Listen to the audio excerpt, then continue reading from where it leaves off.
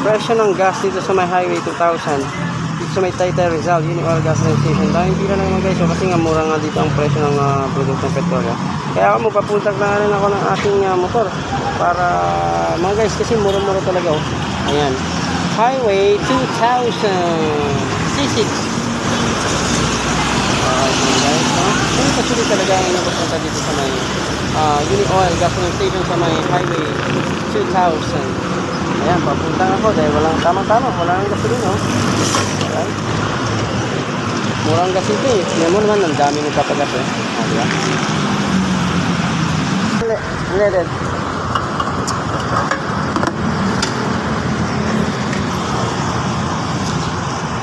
Ano yan? Okay. Ito. 400 yan boss ha.